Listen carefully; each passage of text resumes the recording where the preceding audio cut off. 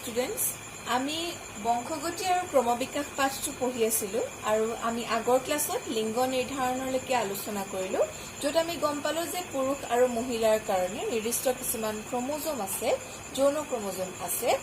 সেইকেইটাৰ পৰা আমি ক'ব পাৰোঁ যে এই ক্ৰমোজমটো পুৰুষৰ কাৰণে হয় আৰু এয়া মহিলাৰ কাৰণে হয়। গতিকে সেইখিনিলৈকে আমি আলোচনা কৰিলোঁ আগৰ ক্লাছত। আজি আমি যিটো বিষয়ে আলোচনা কৰিবলৈ আগবাঢ়িছোঁ সেয়া হৈছে ক্ৰমবিকাশ বা ইংৰাজীত ক'বলৈ গ'লে ইভলিউশ্যন।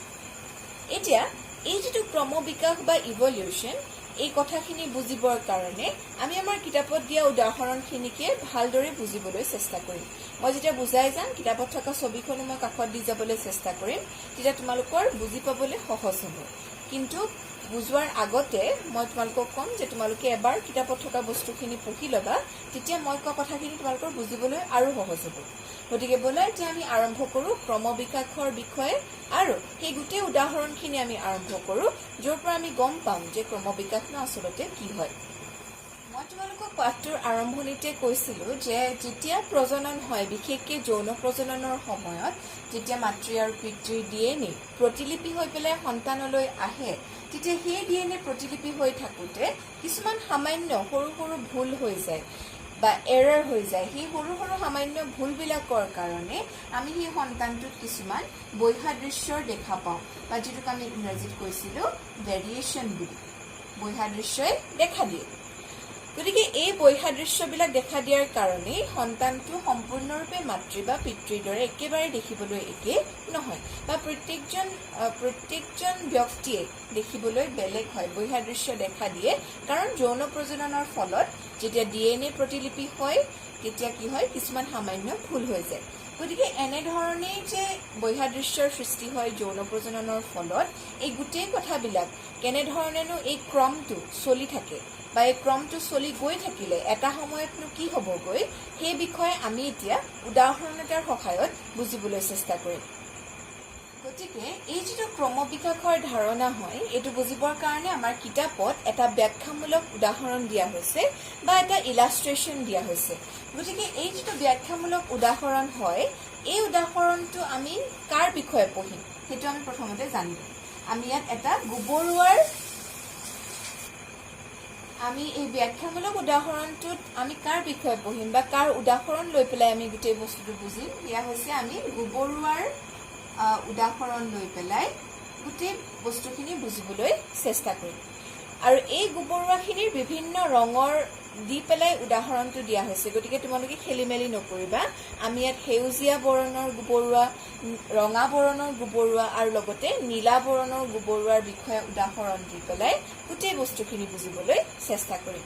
আৰু ইয়াত মই এই যিটো ব্যাখ্যামূলক উদাহৰণ হয় আমাৰ কিতাপত দিয়াৰ নিচিনাকৈ মই ইয়াত তোমালোকক বুজিবলৈ সহজ হ'বৰ কাৰণে 3টা ভাগত উদাহৰণটো ভাগ কৰি দিম। গতিকে এতিয়া আমি প্ৰথম ভাগটোৰ বিষয়ে আলোচনা কৰোঁ ব'লা।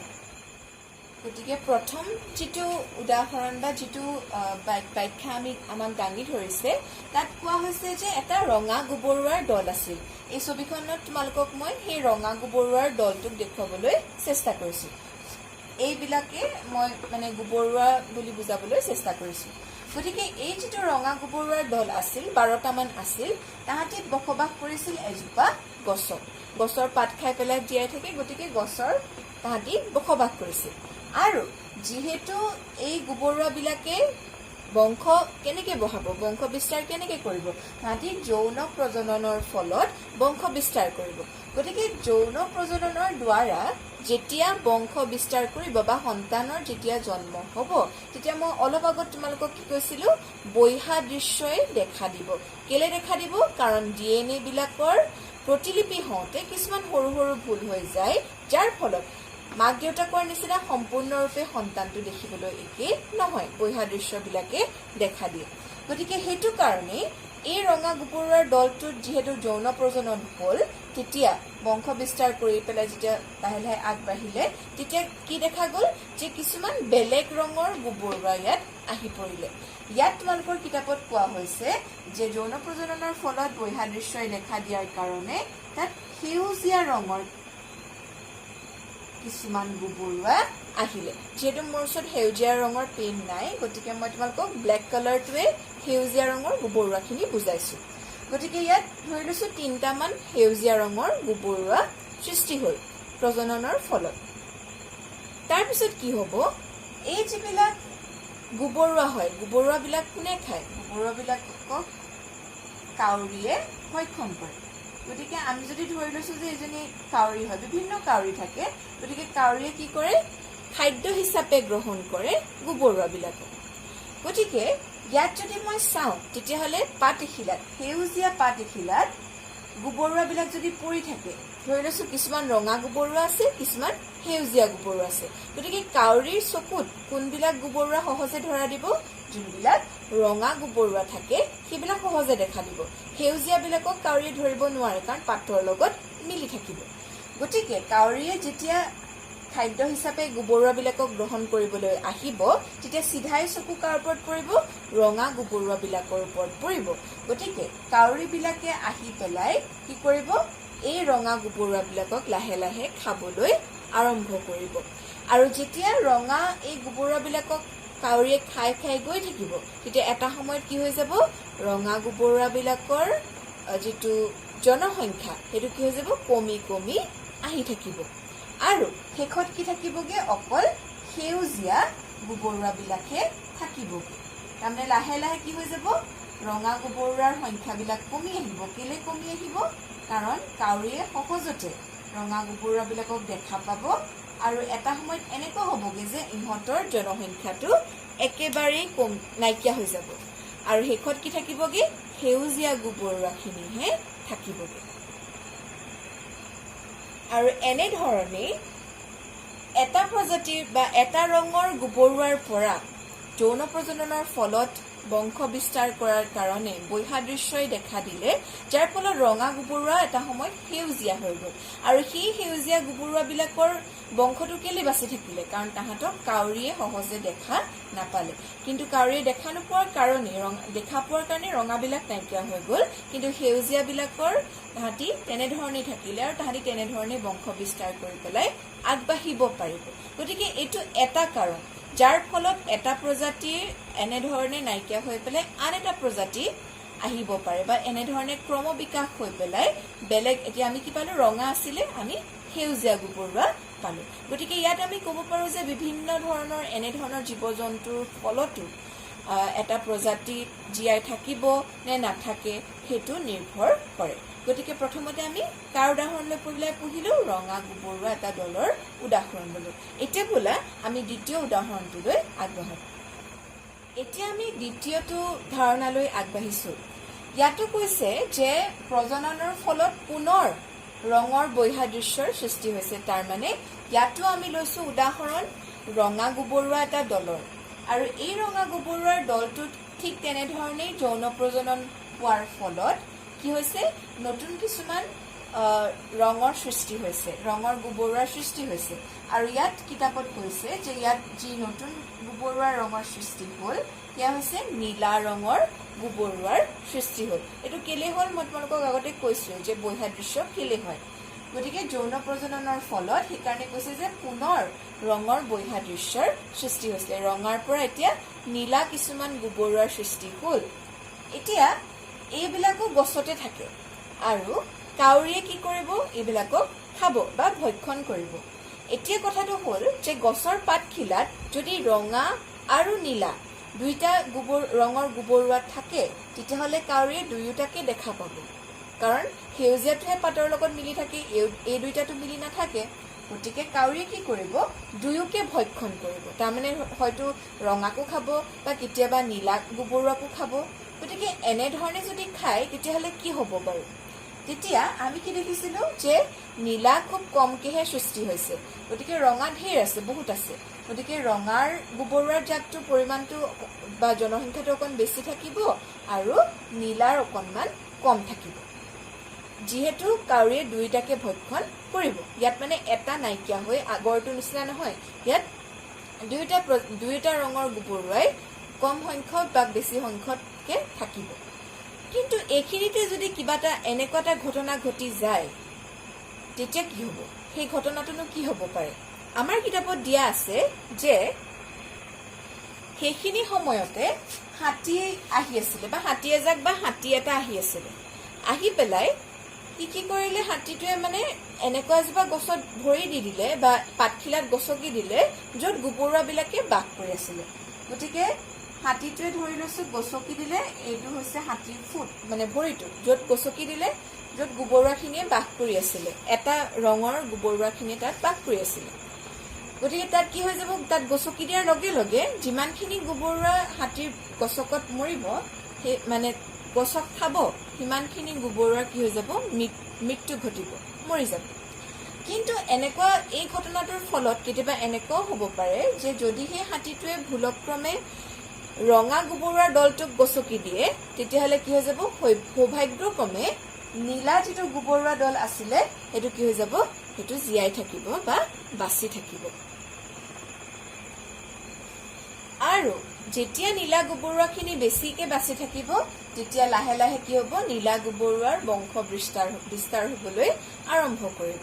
গতিকে ইয়াত আমি কি দেখা পালো যে যিকোনো পৰিস্থিতিত জীৱ এটা ৰঙা গোবৰুৱাৰ পৰা নীলা গোবৰুৱা হৈছিলে, ইয়াত প্ৰকৃতিয়ে নিৰ্বাচন কৰা নাই কোন জীয়াই থাকিব। ইয়াত এটা কিছুমান মানে দুৰ্ঘটনাবশত কি হৈ গ'ল, এটা দল মৰি গ'ল আৰু আনটো দলে জীয়াই থাকিবলৈ এটা সুবিধা লাভ কৰিলে। গতিকে কেতিয়াবা প্ৰাকৃতিক কাৰণতো কিছুমান জীৱ নিৰ্বাচন হয় জীয়াই থাকিবৰ কাৰণে, আৰু কেতিয়াবা কিছুমান এনেকুৱা দুৰ্ঘটনাৰ ফলতো কিছুমান জীৱই জীয়াই থাকিবলৈ সুবিধা লাভ কৰে। গতিকে প্ৰথমটোত আমি সেইটো গম পালো যে প্ৰকৃতিয়ে নিৰ্বাচন কৰিলে সেউজীয়া ৰঙৰ গোবৰুৱাখিনি, কাৰণ সেউজীয়া ৰঙৰ গোবৰুৱাখিনি পাতৰ লগত মিলি থাকে, গতিকে কাউৰীয়ে তাহাঁতক খাব নোৱাৰিলে। আৰু দ্বিতীয় উদাহৰণটোত আমি কি দেখিলো যে দুইটা ৰং কাউৰীয়ে দেখা পায়, দুইটাকে সমানেই খাইছিলে, কিন্তু কি হৈ গ'ল, দুৰ্ভাগ্যবশত যেতিয়া হাতীয়ে এটা দলক গছকি দিলে, সৌভাগ্যক্ৰমে আনটো দল জীয়াই থাকিবলৈ সুবিধা লাভ কৰিলে।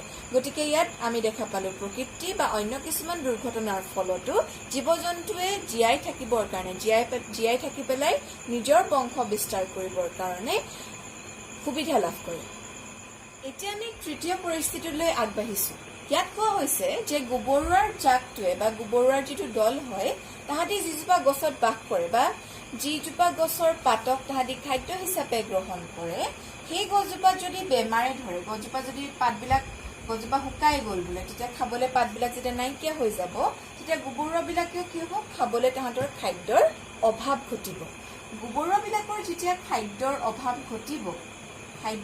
ঘটিলে কি হ'ব, সিহঁতে খাবলৈ নাপাই পেলাই তাহাঁতি শুকাই যাব আৰু লাহে লাহে তাহাঁতৰ যিটো ওজন আছিলে, ওজনটো কমিবলৈ আৰম্ভ কৰিব। কিন্তু এই যে ওজন কমিবলৈ আৰম্ভ কৰিব, এইটোৰ পৰা এইটো কথা স্পষ্ট নহয় বা এইটোৰ পৰা আমি এইটো ক'ব নোৱাৰো যে এই গোবৰুৱাবিলাকৰ যৌন প্ৰজনন হোৱাৰ ফলত যিবিলাক সন্তানৰ সৃষ্টি হ'ব, সেই সন্তানবিলাকৰো ওজন যে কম হ'ব, সেইটো আমি ক'ব নোৱাৰো।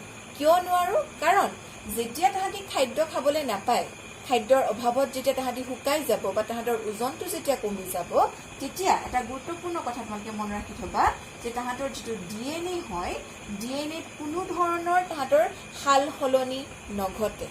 যিকোনো এটা জীৱৰ সাল সলনি ঘটিবৰ কাৰণে বা এটা জীৱৰ যিকোনো চৰিত্ৰ এটা প্ৰজন্মৰ পৰা আনটো প্ৰজন্মলৈ যাবৰ কাৰণে সেইবিলাক সলনি DNAত ঘটিব লাগিব। গতিকে ওজন কমিলে কোনো ধৰণৰ সাল সলনি DNAত নঘটে।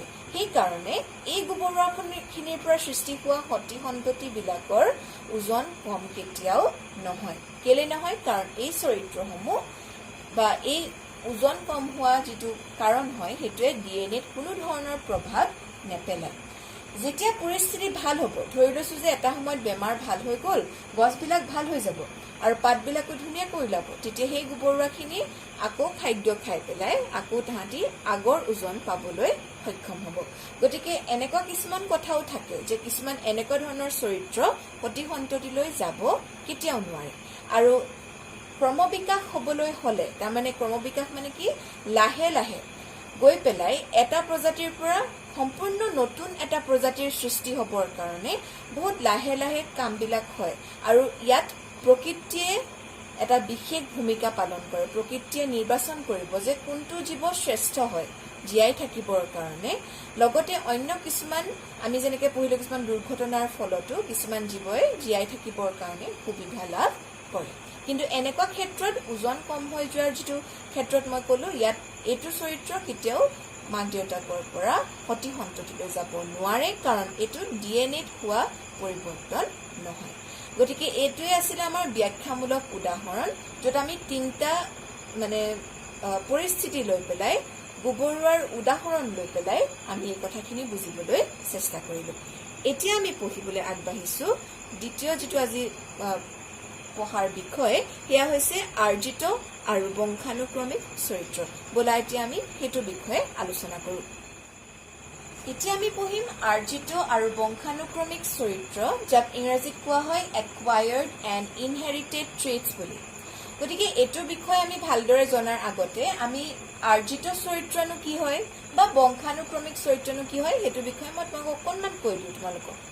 গতিকে যিবিলাক চৰিত্ৰ এজন মানুহেই হওক বা অন্য যিকোনো জীৱই তেওঁৰ জীৱন কালত আহৰণ কৰে তেওঁৰ যিকোনো অভ্যাসৰ ফলত বা যিকোনো কাম কাজৰ ফলত যিবিলাক আহৰণ কৰে নিজৰ জীৱন কালত সেইবিলাকক আৰ্জিত চৰিত্ৰ বুলি কোৱা হয় উদাহৰণস্বৰূপে মই তোমালোকক কৈছো যে ধৰি লোৱা তোমালোকে নিশ্চয় দেখিছা বডি বিল্ডাৰ বিলাক গতিকে বডি বিল্ডাৰ বিলাকে কি কৰে তেওঁলোকে যিটো কষ্ট কৰে পৰিশ্ৰম কৰে তাৰ ফলত তেওঁলোকৰ শৰীৰৰ কিছুমান পৰিৱৰ্তন ঘটে গতিকে তেওঁলোকৰ শৰীৰৰ যিটো পৰিৱৰ্তন আহে তেওঁলোকে কৰা কষ্টৰ ফলত আহে পৰিশ্ৰমৰ ফলত আহে যিটো এটা আৰ্জিত চৰিত্ৰ হয় গতিকে আৰ্জিত চৰিত্ৰ মানে কি নিশ্চয় তোমালোকে ধৰিব পাৰিছা কিন্তু এনেকুৱা কিছুমান চৰিত্ৰ থাকে যেনেকে মই তোমালোকক আগৰ ক্লাছত কৈছিলো যে তোমালোকে মন কৰিবা কাৰ তোমালোকৰ মাক দেউতাকৰ তোমালোকৰ নিজৰ মা দেউতাৰ আৰু তোমালোকৰ কাণৰ লতিখিনি পৰীক্ষা কৰিবা গতিকে সেই যিটো কাণৰ লতি যুক্ত বা মুক্ত হয় সেইবিলাক কি হয় মাক দেউতাকৰ যদি থাকে সন্তানলৈ আহে গতিকে তেনেকুৱা বিলাকক আমি কওঁ বংশানুক্ৰমিক চৰিত্ৰ তাৰ মানে কি যিবিলাক চৰিত্ৰ মাক দেউতাকৰ পৰা সন্তানলৈ আহে সেইবিলাক চৰিত্ৰ হৈছে বংশানুক্ৰমিক চৰিত্ৰ আৰু যিবিলাক চৰিত্ৰ আমি নিজৰ কাম কাজৰ ফলত বা আমাৰ অভ্যাসৰ ফলত আমাৰ শৰীৰত যিখিনি আমি অৰ্জন কৰো আমি আমাৰ শৰীৰলৈ আহে সেইবিলাকক আমি কওঁ আৰ্জিত চৰিত্ৰ বুলি বা ইংৰাজীত কোৱা হয় acquired traits বুলি গতিকে এতিয়া মই তোমালোকক অলপ আগত কৈছিলো যে গোবৰুৱাৰ জাকটোৰ কথা কৈছিলো যে গোবৰুৱাৰ জাকটোৱে যেতিয়া খাবলৈ নাপাব খাদ্যৰ যেতিয়া তাহাঁতৰ অভাৱ ঘটিছিলে খাবলৈ নাপাই তাহাঁতৰ কি হৈ গৈছিলে ওজন কমিবলৈ আৰম্ভ কৰিছিলে গতিকে যেতিয়া ওজন কমিবলৈ আৰম্ভ কৰিছিলে কিন্তু ইয়াৰ এওঁলোকৰ মাজত প্ৰজনন হৈ পেলাই যিবিলাক সন্তানৰ সৃষ্টি হ'ব সেইবিলাক সন্তানৰ কিন্তু ওজনটো কম আমি দেখা পোৱা নাছিলো তাৰ মানে ইয়াৰ পৰা আমি কি কৈছিলো যে এই ওজন কমা যিটো চৰিত্ৰ হয় সেইটো এটা আৰ্জিত চৰিত্ৰহে হয় মানে পৰিস্থিতিৰ ফলত খাবলৈ নাপায় পৰিস্থিতিৰ ফলতহে তাহাঁতৰ শৰীৰটো শুকাই গৈছিলে ওজনটো কমি গৈছিলে কিন্তু এই চৰিত্ৰটো তেওঁলোকৰ ডিএনএলে সোমাই যোৱা নাছিলে বা ডিএনএৰ সলনি ঘটোৱা নাছিলে সেইকাৰণে বংশগতভাৱে মাক দেউতাকৰ পৰা সন্তানলৈ যোৱা নাছিলে গতিকে এইটো এটা কি হয় আৰ্জিত চৰিত্ৰ গতিকে এই কথাটো বুজিবৰ কাৰণে আমি এটা উদাহৰণ লৈ পেলাই আমাৰ কিতাপতে দিয়া আছে সেই উদাহৰণটো লৈ পেলাই আমি বুজিবলৈ চেষ্টা কৰোচোন বোলা গতিকে ইয়াত আমি উদাহৰণ লৈছো নিগনি এডল এই চৰিত্ৰ মানে এই চিত্ৰটোত মই নিগনি আকাৰ এটা দি পেলাই বুজাবলৈ চেষ্টা কৰিছো তোমালোকৰ উদাহৰণটো গতিকে নিগনি এডলৰ মাজত আমাক মানে কৈছে যে যেতিয়া প্ৰজনন ঘটোৱা হয় আৰু ঘটোৱাৰ আগত যদি আমি ইহঁতৰ নেজবিলাক কাটি দিওঁ সেই নিগনি দলৰ মাজত আমি নেজবিলাক যদি কাটি দিলে তাহাঁতৰ মাজত যেতিয়া প্ৰজনন ঘটিব প্ৰজনন ঘটাৰ ফলত যিমানবিলাক সন্তান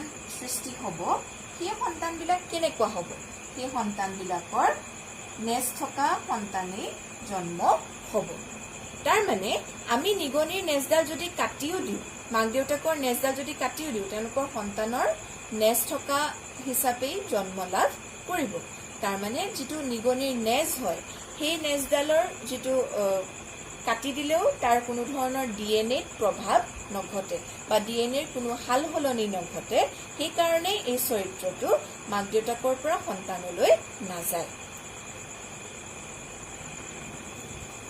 গতিকে এইটোৱে বুজাইছে যে কিছুমান এনেকুৱা চৰিত্ৰ থাকে যিবিলাক আমাৰ ডিএনএত থাকে কাৰণে সেইবিলাক চৰিত্ৰ মাক দেউতাকৰ পৰা সন্তানলৈ যাব যিবিলাক চৰিত্ৰ ডিএনএৰ লগত জড়িত নহয় বা ডিএনএত হাল হলনি ঘটাব নোৱাৰে সেইবিলাক চৰিত্ৰ আমাৰ আৰ্জিত চৰিত্ৰহে হয় সেইবিলাক বংশগতভাৱে বা বংশানুক্ৰমিকভাৱে এটা প্ৰজন্মৰ পৰা আনটো প্ৰজন্মলৈ যাব নোৱাৰে।